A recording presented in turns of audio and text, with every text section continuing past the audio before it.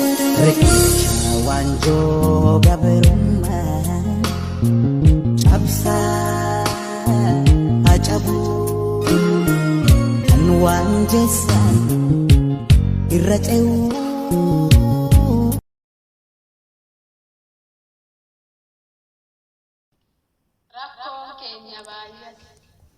Rakkoon keenya baay'atee natti ta'eera dachaa sammuu kan koona cinqee bahe kana barbaacha biyyatti yaallee bahee homaa dhabee qoricha biyyatti yaallee bahee homaa dhabee qoricha lammii maaliif ol nyaattu dhibee jibbaan qabamtanii walitti naafaa wal qooddu kutaa kutaa wal tuttanii mee maal qabaayaa firaa osoo wal jabeeffattanii Ibruu gootota kalee waadaa isaanii nyaattee walajjeesaa wal hiitaa qarshii xiqqoon sumattee walajjeesaa wal hiitaa qarshii xiqqoon sumattee mee dhaabbadhaa ilaalaa maal keessa akka jirru lammiin kan koobee lahee nurraa dhumaan jiru isin immoo kutaadhaan bu'aa dhuunfaan wal ciru biyya alaa teettanii ajandama jijjiiru biliis waan kana dhiisaa warri danda'an nu hiru. Please waan kana dhiisaa warri danda'an nu hiru.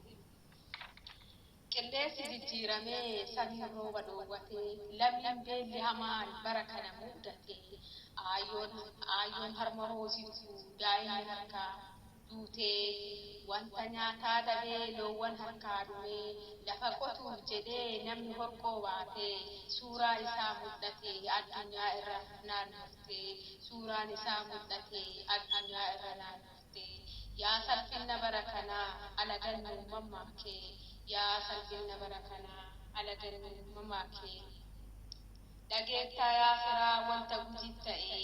haadharuun hin jirre daa'imni gubbaa bahee hodhaa bule jedhanii waan raajiitu ta'ee hodhaa bule jedhanii waan raajiitu ta'ee kun haarawaa miti hundi keenyaa dhageenye jedhii uf madaalii waan bara kana taane jedhii uf madaalii waan bara kana taane baalee Harargee keessatti kunoo beelli itti hammaatee daa'imaaf manguddoon hedduu lubbuun darbee kun qaama ofii dhabee sammuudhaan kun qaama isaa dhabee sammuun isaa dhiphatee